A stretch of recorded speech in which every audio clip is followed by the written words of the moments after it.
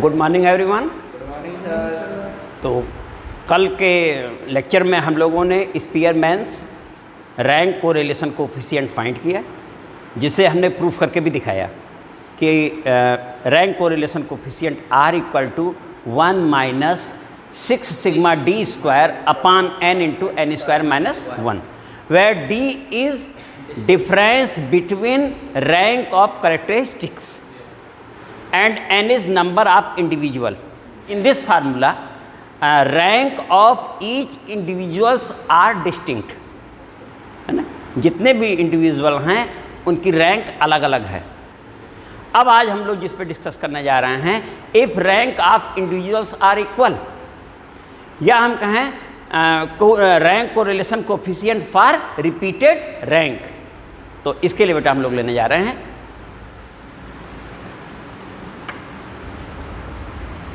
Rank correlation coefficient for repeated rank.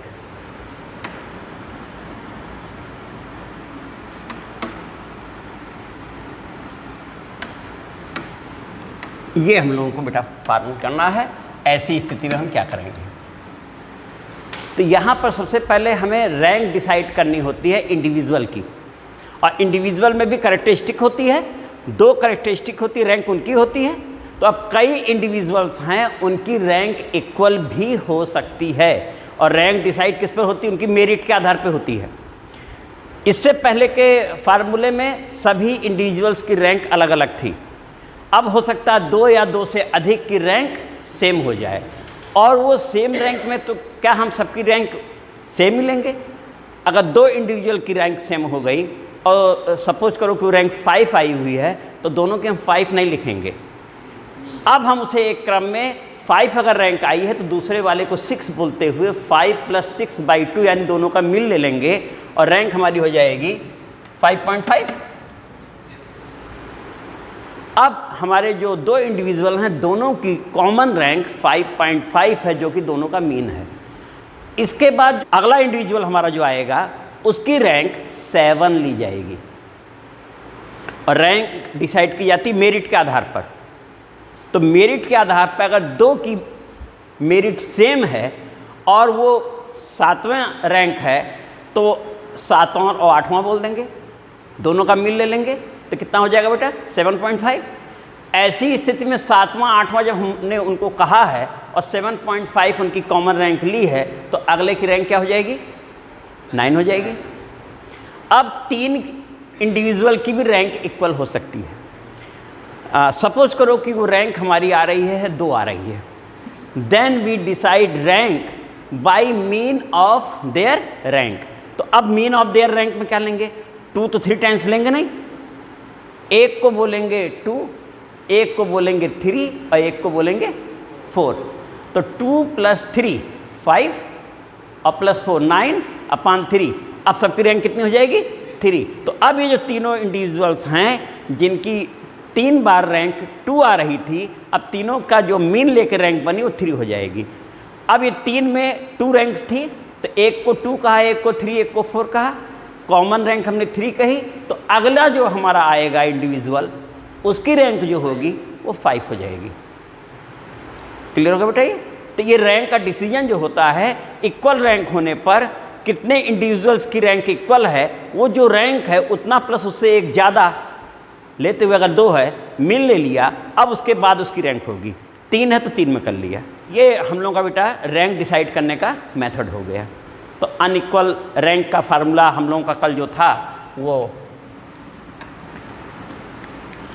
R = 1 minus 6 sigma D square upon n into n square minus 1, ये for unequal rank था, और स्पीयरमैन्स rank correlation coefficient है।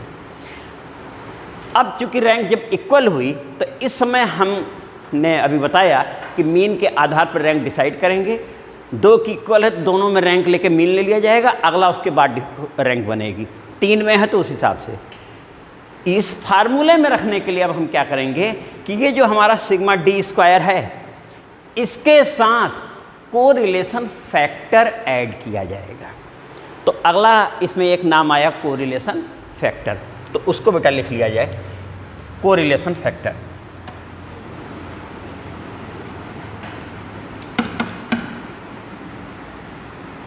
इसके बारे में बेटा कोरिलेशन फैक्टर हमारा होता है m स्क्वायर माइनस 1/12। ये बेटा हमारा कोरिलेशन फैक्टर है जिसे हम सिग्मा डी स्क्वायर के साथ ऐड करते हैं। ये m जो हमारा है, अभी हमने कहा था दो इंडिविजुअल्स की रैंक इक्वल है, तो यहाँ m हमारा 2 है।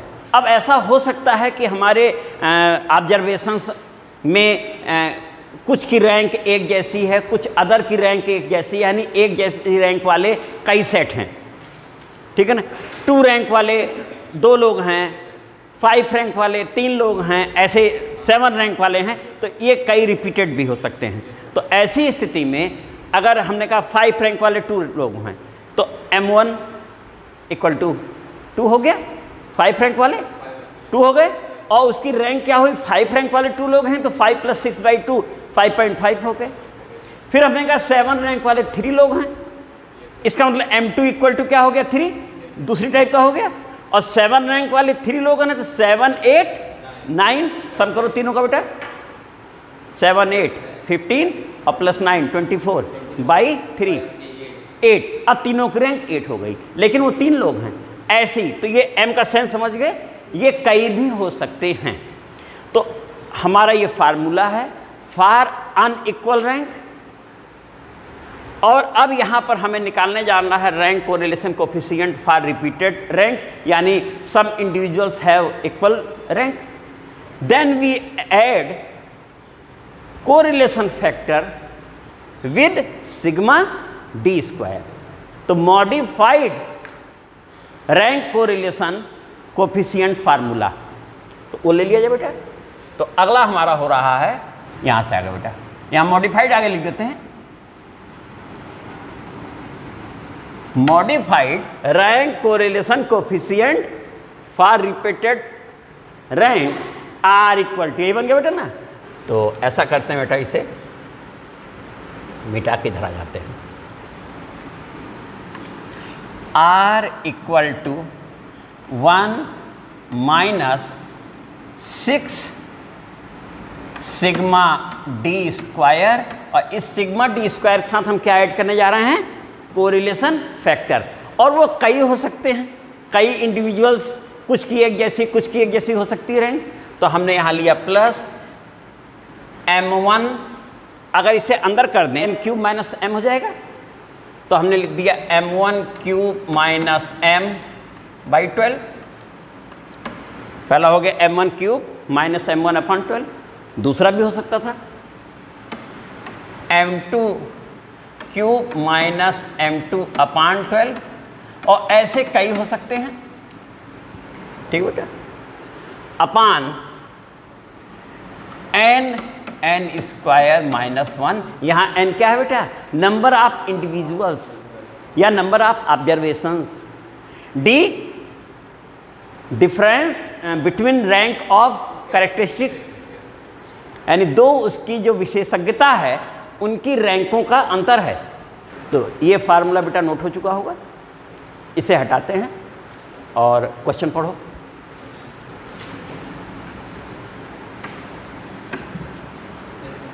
हाँ बेटा, What is the rank correlation coefficient for the following data? ठीक बोलो बेटा।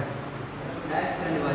x एंड y, हमारे डाटा में जो दो कैरेक्टरिस्टिक्स हैं वो क्या हैं, x एंड y हैं। एक x हो गया, एक y हो गया। हम बोलना बेटा इनकी वैल्यू दी हुई है, रैंक हमें डिसाइड करनी है ना, यही है ना। x और y की मेरिट हमें गिवन है, और मेरिट में हम उनकी रैंक क्या होगी उसके हिसाब से डिसाइड करेंगे अभी। हाँ बेटा बोलना, x कितना है, 68 64, हाँ 75 50 64 80 75, 40, 55, 64। गिनो बेटा, ये नंबर ऑफ इंडिविजुअल्स या आइटम कहो या ऑब्जर्वेशन कहो, कितने हैं? हाँ, इसको अलग अलग कर लेते हैं ना।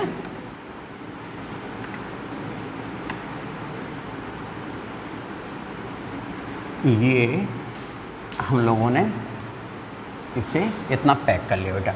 1 2 3 4 5 6 7 8 9 10 इंडिविजुअल्स हैं। अब बेटा y की बोलो वैल्यू, यहाँ वैल्यू गिवन है। अब मेरिट के आधार पर रैंक हम लोगों को डिसाइड करनी है। हाँ बेटा बोलना। 62, 58, 68, 45, 81, हाँ 60, 68, 48, 50,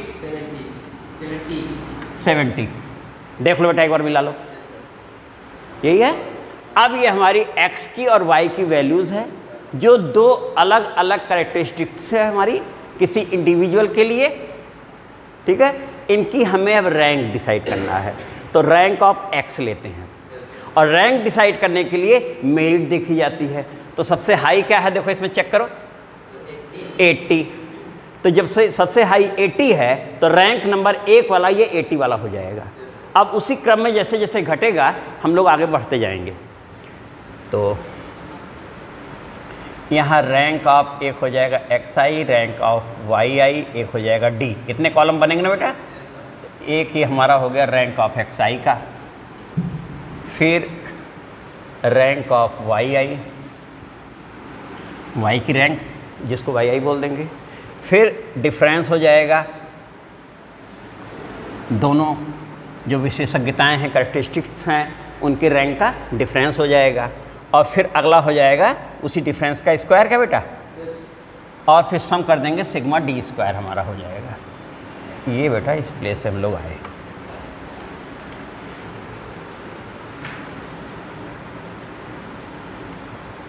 टेबल पूरा कर दें तब इसमें लिखना शुरू करते हैं।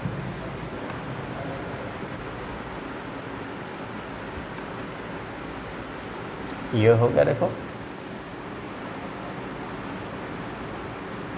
इसी को हम वर्टिकल भी ले सकते थे टेबल, है ना। हमने हॉरिजॉन्टली ले लिया जैसे दिया था उसी वे में। अब यहाँ से rank of x, rank of x जिसे हम क्या बोल देते हैं बेटा, XI बोल देते हैं। रैंक ऑफ x को XI बोल दिया। और अगला ले लेते हैं रैंक ऑफ y जिसे हम YI बोल देते हैं। अगला फिर है D जिसे हम बोल देते हैं equal to XI minus YI, और नेक्स्ट हमारा D स्क्वायर है। तो इस तरीके से बेटा ये हमारा टेबल बन चुका है। अब इसमें वैल्यूज़ बोलना बेटा।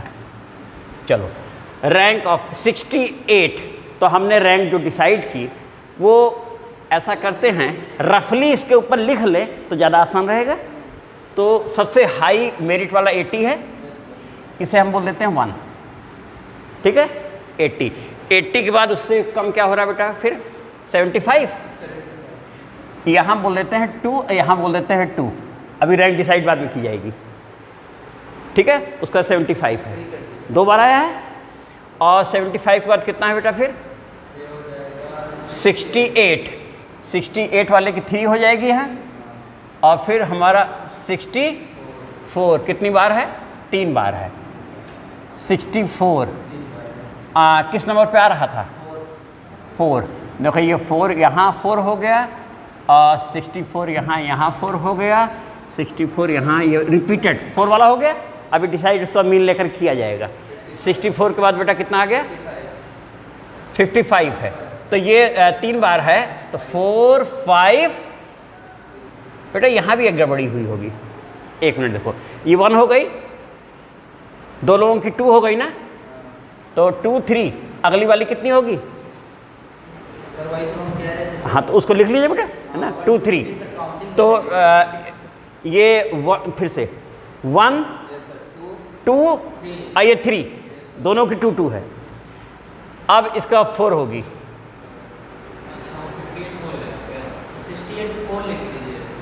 68 की 4 हो जाएगी। ठीक है, वो तो अभी हम लोग डिसाइड कर लेंगे मीन लेकर के। और ये 5 हो जाएगी ना, 5 हमारा 3 टाइम्स है, 5 और ये 5 और यहाँ एक और 5, तो 5 6 7 हो गया।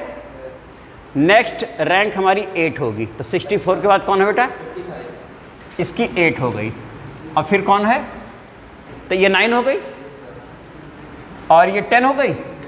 चलो बेटा, अब हम लोग रैंक लिखते हैं। तो यहाँ से हम लोग आए रैंक ऑफ एक्साई 68। 68 की रैंक कितनी है बेटा, 4 है, जो कि रिपीटेड नहीं है। चलो ये 4 हो गई। और 64 कितनी बार आया है, 3 बार आया है, और तीनों बार उसकी रैंक 5 है। तो 5 मिनिमम 5 है, तो 5 6 7, तो 5 + 6 11 और +7 18 अपॉन 3 6 हो गई। तो 64 की रैंक कितनी हो गई, 6 हो गई। तो यहाँ ये हमने तीनों को 6 बना दिया बेटा। अब 5 था ना, ये तीनों 6 हो गए। चलो अब अगला 75 की रैंक कितनी है, यहाँ 2 और 3 5 2.5 किसकी है बेटा, 75 की। तो ये 2.5 यहाँ भी लिख देते हैं, तो 2 3। अब नेक्स्ट आएगी हमारी 50 की 9 है, 64 6 हो गया, 81 75 2.5 10 8 और ये हमारी कितनी है बेटा, 6 है, 6 है। तो ये हमारी रैंक ऑफ एक्साई हो गई। अब रैंक ऑफ वाई, जिसे वाई आई कह रहे हैं, यहाँ भी बेटा डिसीजन ले लिया जाए। चलो, इसमें सबसे हाईएस्ट 81, इसको हम लोग 1 कह देते हैं। 81 के बाद हमारा है 70, ये 2 हो गया। 70 के बाद 68 है, 68 हमारा 2 बार है क्या बेटा, तो ये 3 और यहाँ भी 3, तो एक को 3 बोलें और एक को 4 बोलें, तो 7 और बाई 2, तो यहीं 3.5 बना देते हैं बेटा। ठीक है ना, हो गया, 2 बार हो गया। अब 3 4, अब अगला 5 होगा, अगली रैंक 5 होगी। 68 के बाद जो नंबर आ रहा है बेटा देखो 62, कितना होगा इसका 5। 62 के बाद हमारा आ रहा है 66 हो गया, और 60 के बाद हमारा हो रहा है 58 7, और 58 के बाद 50 क्या 8 और फिर 48, ये हो गया 9 और ये हो गया 10। 10 हैं, 10 इंडिविजुअल हैं, रैंक 10 तक ही होनी है। तो अब हम लोग बेटा इसमें इसकी रैंक लिखते हैं। यहाँ हमने ब्लैक कलर से लिखा तो इसको भी ब्लैक से लिख देते हैं। तो चलो इसकी रैंक कितनी है बेटा, 5 है। 7, ये 3.5 10 1 6 3.5 9 8 और ये 2। रैंक बेटा डिसाइड हो गई। यही मेन था। यहाँ हमारा जो डाटा दिया रहेगा, अगर डाटा रैंक दी हुई है तब तो कोई बात ही नहीं, और रैंक अगर गिवन नहीं है तो हम ये जो वैल्यूज़ है, इन वैल्यूज़ की मेरिट हम लोगों को डिसाइड करनी है, और मेरिट हाईएस्ट वाले का 1 शुरू करते हैं। अब उसमें अगर रिपीटेड है और सेम रैंक आ रही है, तो जो मिनिमम नंबर पे रैंक आई उसके बाद लेते हुए 2 है तो वो नंबर लेते हुए मिल ले लेते हैं, रैंक डिसाइड कर देते हैं। अगली रैंक उन दोनों के बाद वाला नंबर होता है। तो बेटा ये हो गया। अब डिफरेंस लिखा जाए। चलो बेटा डिफरेंस बोलना। डिफरेंस हो जाएगा -1, ये भी -1, ये -1, ये -1 ये भी होगा, ये भी -1 हुआ, 5 -5 -1 1 0 होगा बेटा। और नेक्स्ट हम लोगों का यहाँ स्क्वायर करके लिखना है, तो स्क्वायर करके लिख देते हैं बेटा। चलो 1 1 1 1 25 25 1 1 0 16 और इन सबको ऐड कर लें। सिग्मा डी स्क्वायर हमें चाहिए तो वो इस प्लेस पर ले लेते हैं, यहाँ बना लेते हैं। चलो बेटा, sigma D square equal to, हाँ ऐड करो बेटा, 72 होगा बेटा। तो ये हमारा जो भी डाटा था उसके आधार पे हमने रैंक ले ली और उसका स्क्वायर ले लिया, ये यहाँ तक हो चुका। अब हमारी जो रिपीटेड जितनी जो है रैंक हैं उनका एक चार्ट बना लेते हैं।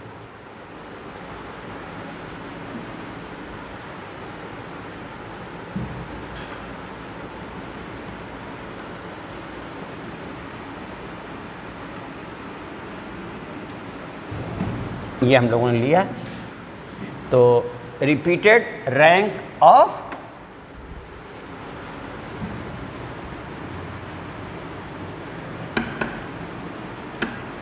एक्स, जिसे हम क्या कर रहे हैं, एक्स आई कह रहे हैं, ठीक है ना। और यहाँ ले लेते हैं नंबर ऑफ टाइम्स, और अगला हो जाएगा रिपीटेड रैंक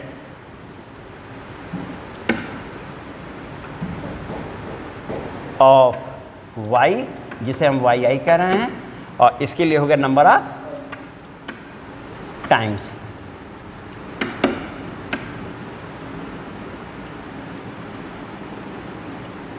चलो बेटा,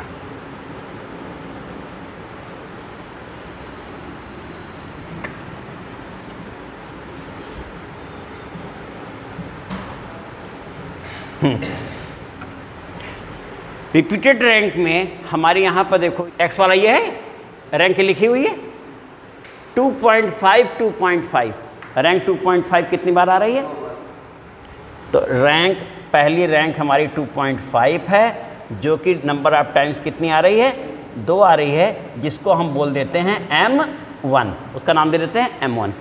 दूसरी रिपीटेड रूट हमारी जो आ रही है देखो 6 6 6 3 बार आ रही है, तो रिपीटेड रूट 6 है, जो कि कितनी बार आ रही है, 3 बार आ रही है, इसको हम लोग M2 बोल देते हैं, ठीक हो गया।